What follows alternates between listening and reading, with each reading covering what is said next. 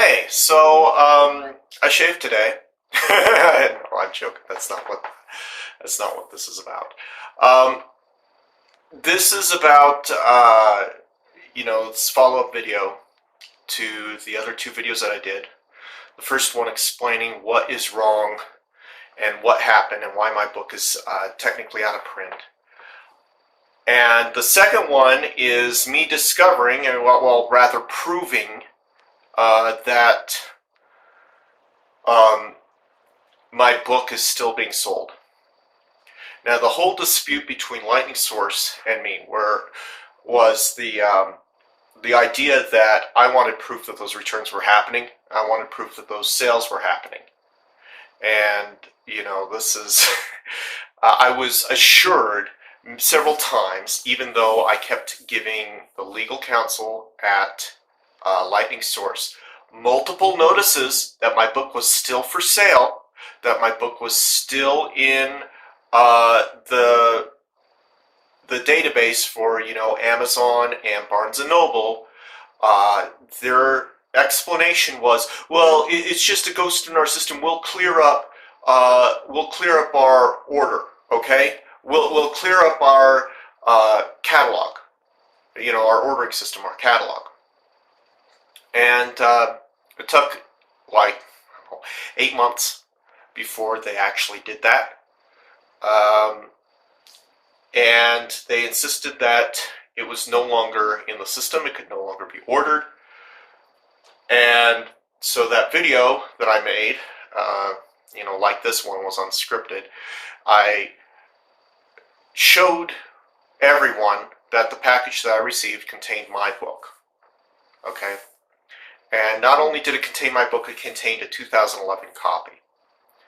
Now, there are two corrections I have to make to that video. And the reason why I made mistakes was because it was unscripted. It was live. You saw me opening it. I don't do well speaking off the cuff. That's just me. Well, looks like I've got a little Rudolph the Red-Nosed Reindeer thing happening with my nose. Hope it's not glaring too much. Sorry about that. So, the two corrections. My comment about how the cover deteriorates on Lightning Source books. Okay. The reason why I know that the cover deteriorates is because I still have some books that are sealed, and every time I open them, some 2011 books that are sealed in their things, the covers, over time, they gain a splotch to them. Well, if it was kept in a very tight box, it wouldn't get splotchy or dusty. That's the only way I can describe it. It's like a cloud that comes over the lamination. I don't mind it. A lot of books do that. Okay, that's not to say that I'm not saying that Lightning Source has a shitty print production. I'm not saying that. I'm saying that their print method winds up with cloudy splotchiness to appear on their glossy dark covers over a period of a few months to a year.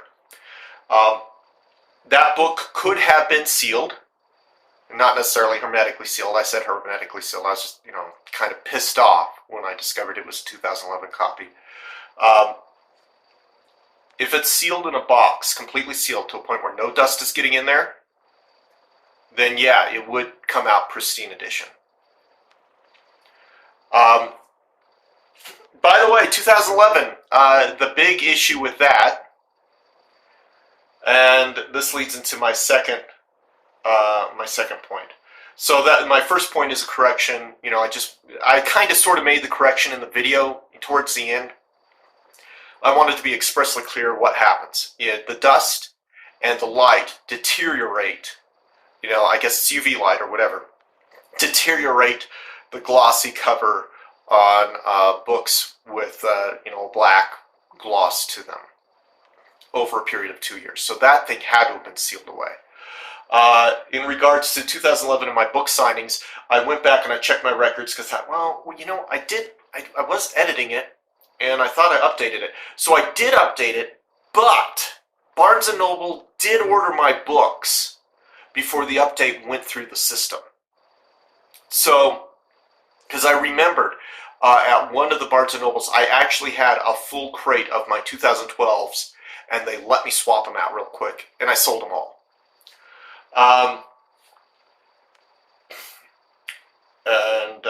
So Barnes & Noble could have had 2011. Now that brings me to my main point here, and why I said it's a violation of copyright law, why I said it's definite proof of fraud. Okay, first of all, Lightning Source's system, the whole dispute was Lightning Source refused, absolutely refused, to provide proof that the returned books were actually returned. And their process is they don't just ship the books to me when they get returned. Let's say Barnes & Noble over here orders some books from Lightning Source, which is right here, and I'm over here. Okay, Barnes & Noble gets delivered from Lightning Source, so Barnes & Noble now has the books. Then they say, this is how it's supposed to work, remember? Okay, they say, okay, I'm returning them, so they return the books. Lightning Source then destroys the copies that they get, reprints new copies, and then I'm over here and they send the new copies to me. In all of my discussions with Lightning Source, legal counsel, Barnes & Noble, not once did I consider that Barnes & Noble would be falsely claiming that they were returning books, never return them, and then Lightning Source not checking up on whether or not they got books to be destroyed. So the only possible way that Barnes & Noble could have my 2011 books, because remember, 2011 has been out of print for 2 years. The only possible way is they ordered, for me, for my book signings, my 2011 books. Lightning Source delivered. Barnes & Noble, which is not supposed to warehouse print-on-demand books, not during that period, they do not warehouse. In the 2-week period, Barnes & Noble said, okay, we're returning the books. So they sent electronic return information to Lightning Source. Boom. But the books are still here. Hi, I'm books. These little fingers are books. I'm still in Barnes & Noble's warehouse. Lightning Source then says, okay, we got your electronic return. We'll refund you the money for your purchase. So Barnes & Noble says, ooh, now I have the books and the money that I paid for the books. Isn't this good? Then Lightning Source turns around and says to me, oh, hey, guess what? And I'm like, oh, what's going on? What's up?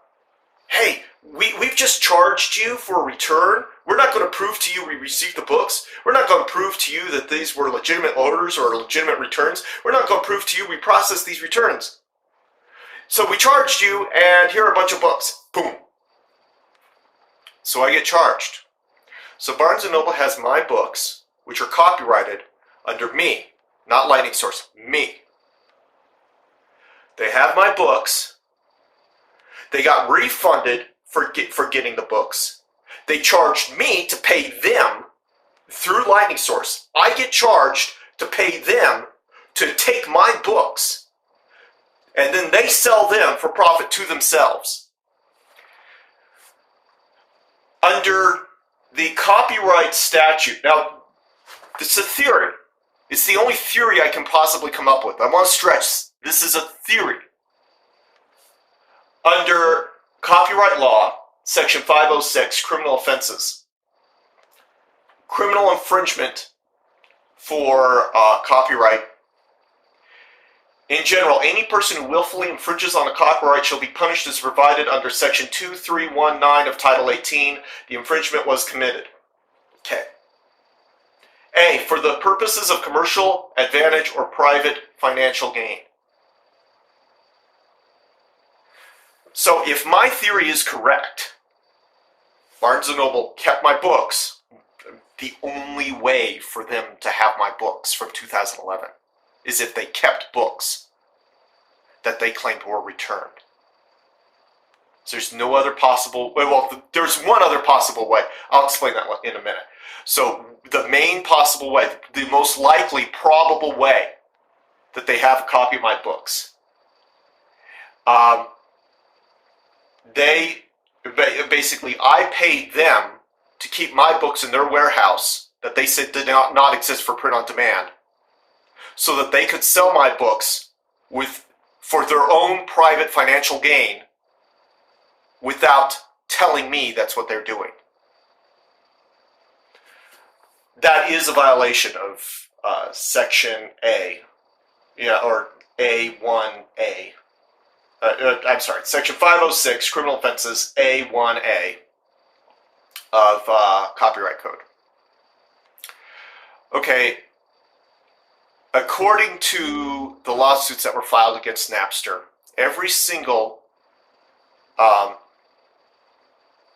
distribution or every single individual distribution of like a song or a full complete song is a violation. So I've just proven that a violation came through against, they violated my copyright once. That's what I'm going to do now. I'm going to buy 2 more books, and I'm sending them to my lawyer. I have all my details in here. It's 2:18 p.m. Mountain Standard Time on February 9th, 2014. Continue to check out. I just ordered a quantity of 2 books from Barnes & Noble.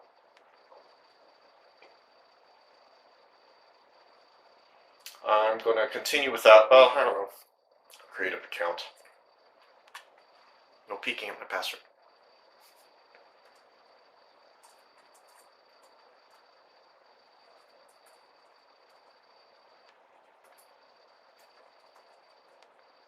All right.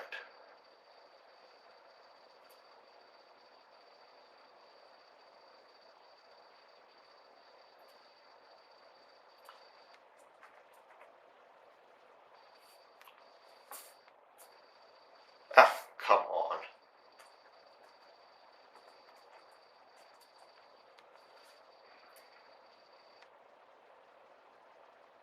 I'm doing this all, and I'm keeping it recorded so you know what I'm doing, so you can see a record of this actually going through, okay?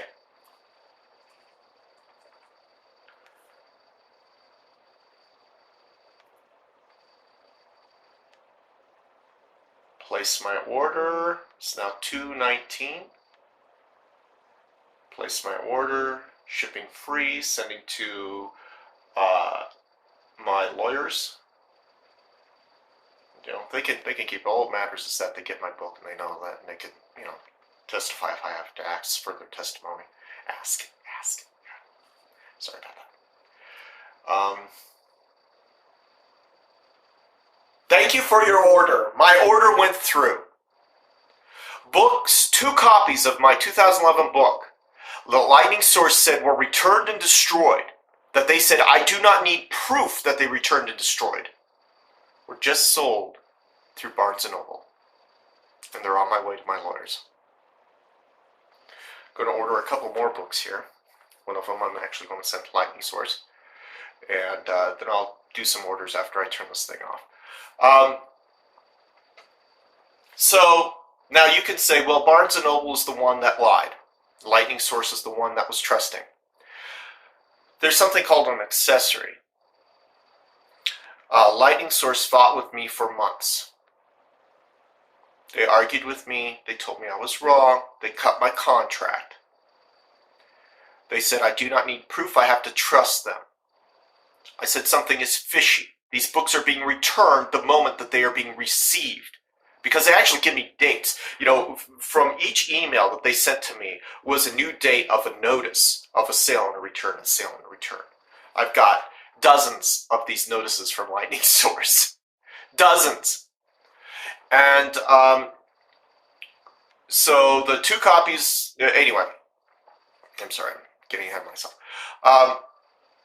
the fact that Lightning Source was acting on my behalf to print my book, to distribute my book, to ensure the security of my finances in relationship to the sales of my book, means that they are ultimately responsible for not making sure that Barnes & Noble,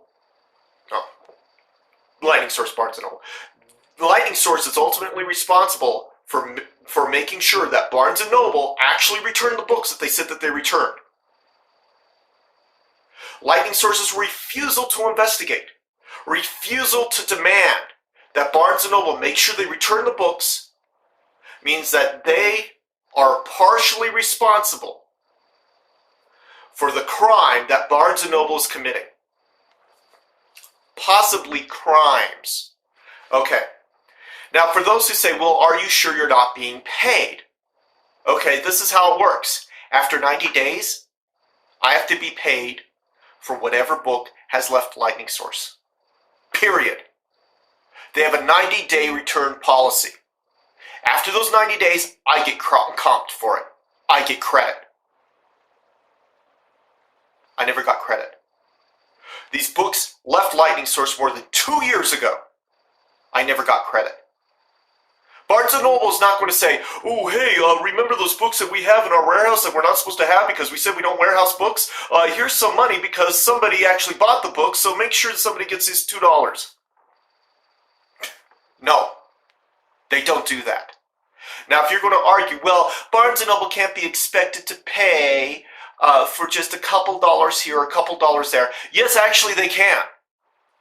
Because if they don't, they are committing a federal offense.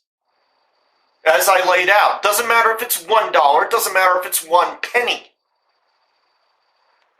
They are taking money from me. And to top it off, from them taking money from me, they made me pay them to take money from me.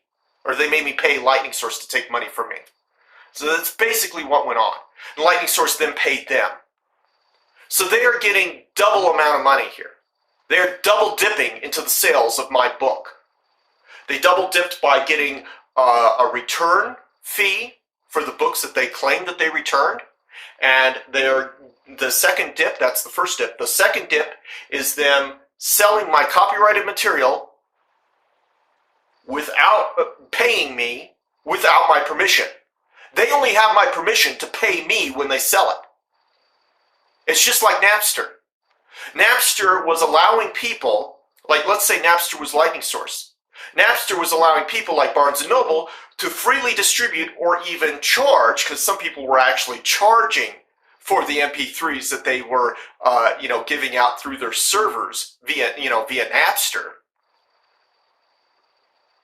So Napster was allowing that to happen.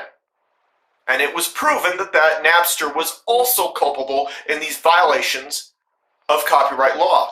And those people who were selling and giving away, many people didn't even make any money. They gave away MP3s for free. That's still a violation of copyright law. That's no different than my book. That's no different than this situation here. Barnes & Noble is selling, distributing my copyrighted work without compensating me after they made me pay for them by falsely claiming they returned these books. Now, the only other explanation for these books, because I said there may be two, would be that Lightning Source somehow canceled my 2012 and is actually distributing my old 2011 file for print to Barnes & Noble. That seems a little bit out there. I thought that, I admit I was surprised in the last video and I thought, well, maybe they're doing this. No, I don't think Lightning Source would be able to do that, especially after the people I spoke with at Lightning Source who couldn't even read their own,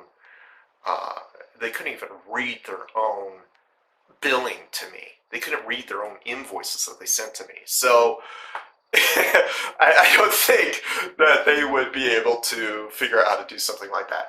Now, here's the other problem with Barnes & Noble getting a refund on books that they claimed were returned but weren't actually returned, and then selling the very same books. Okay, here's the other thing about that. That could actually be a violation of tax code, because the same money, or may wind up being taxed twice, or there may be actually, they may not actually pay taxes on the money. It depends on how their accounting setup is. But when you have, I mean, it's one or the other. Either the money's being taxed twice, or the money's not being taxed at all, because you have created a mystery of transportation, fictitious transportation and fictitious returns that took place. So, because to me, and I believe to anyone who evaluates this, who understands even the most basic concept of copyright law and taxation laws, what they're doing does appear, most definitely, and I will say 99% sure, that they are committing copyright fraud, copyright violations, and possibly some sort of tax fraud may be wound up in there. And I don't care who's responsible. I don't care if it's Lightning Source. Or if it's Barnes & Noble, because Lightning Source is too trusting. I don't care. I don't care if it was a hiccup in their system and Barnes & Noble did not intentionally order those books. Lightning Source was my agent. They failed as my agent. They failed as my agent of publication. They failed as my agent of sale. Barnes & Noble is selling books that Lightning Source affirmed multiple times through their legal counsel, who said, no, we checked. We checked. We got those returns. There are no books out there. You did not check. You trusted the word of someone whom I believe may be an incompetent employee at best, at worst intentionally, is defrauding me, possibly your company, possibly Barnes & Noble. Maybe it's just one person who's trying to make an extra buck by doing this. Doesn't matter. You're the responsible party. Lightning Source, you are the responsible party. And Barnes & Noble, you are the party. You are the second responsible party. So if I have to divide the relationship and who's more responsible than the other, Lightning Source. Well, this whole thing could have been avoided if they actually had a system that worked. So instead of insulting me at one point, although they did apologize, I still feel insulted because everything they told me I was wrong about was, a fact. And we're back. And I'm sorry I had to take a phone call there. I'm probably going to trim this up a little bit.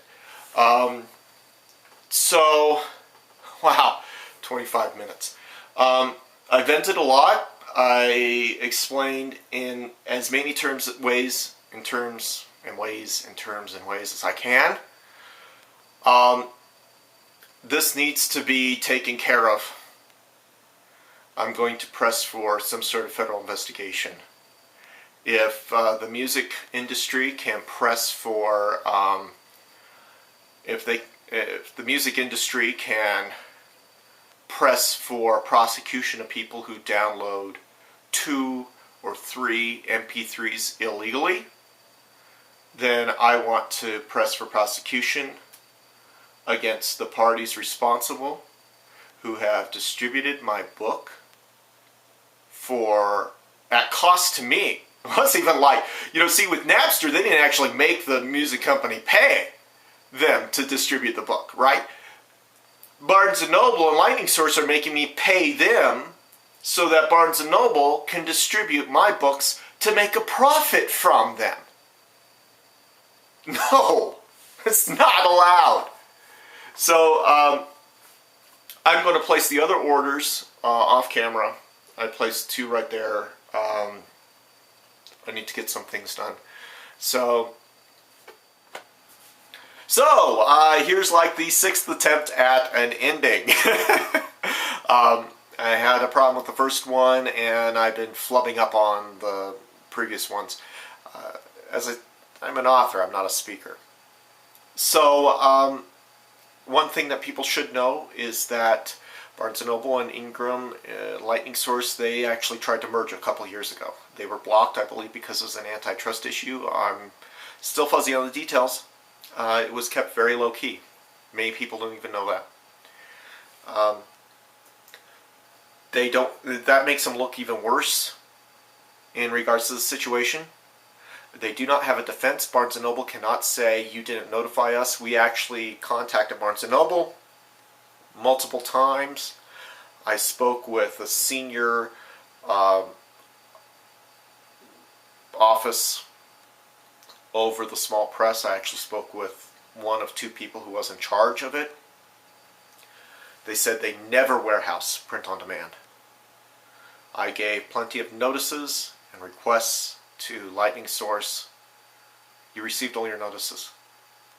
You know, you can't even say, well, we would get this fixed up if you just told us exactly what the problem was. You concealed the problem. Maybe you didn't actually know a problem existed.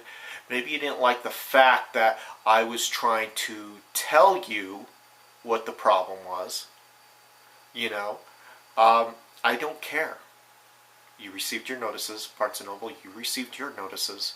I'm done giving out notices. This is a public request for help. This is a public request for prosecution. This is a public request for anybody who has ever been damaged in the same way I have to step up. Post your links under this video and on my John Rocket website.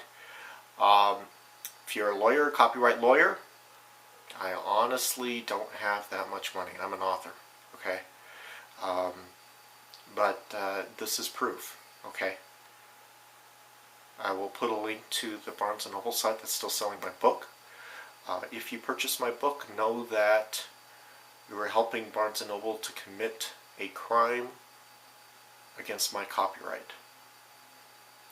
I would appreciate it if you tell me if you make such a purchase. If you will testify on my behalf, that would be great. If you offer, you know, your own statement, you know, if you want to help me out, that'd be great. And yes, you know, it's Lightning Source at the very least is as culpable as Barnes & Noble. You know, I don't care if they want to try and pretend ignorance or claim ignorance. There is no ignorance because at this point, because I told them for months and months and months something was fishy. It looked like something like this was going on. They told me I was wrong. I was wrong. I was wrong. Well, guess what? I'm right. Everything has boiled down to this. All my questions, well, almost all of them, the very important questions that I've asked are answered right now. And that is, it turns out that it was indeed Lightning Source and Barnes & Noble. You know, something I didn't think of to begin with, but, you know, well, I mean, I kind of suspected in the beginning, and then I was convinced it was just Lightning Source. Now I realize between Ingram Distribution, Lightning Source, and Barnes & Noble. Sorry, guys. You know, I'm saying I'm sorry, but I'm not really sorry. I'm sorry you tried to screw me over only because I don't like being screwed over. I don't like my copyright being violated. And that's what happened. And possibly much, much more. And I suspect, with all the complaints that I've read, many other people have been hurt in a similar way or an exact same way. So, that's the end of this video. Thank you for watching this video. I realized that it was long. There was a lot I had to say, and I wanted you to see me speak in my own words. Also to understand why I didn't narrate the first one. I just don't, I don't do public speaking very well. Anyway, thank you very much. And, you know, one other point, really funny. My book's about a superhero, and people broke clearly laws were broken, and it all centers around a book about a superhero and justice. You know, it's not. I consider my book to be about a 3-star book. Yeah, I know it's not great. I know it's not great, but it's not. I know it's not terrible bad either. But just amusing to me. Let that sink in.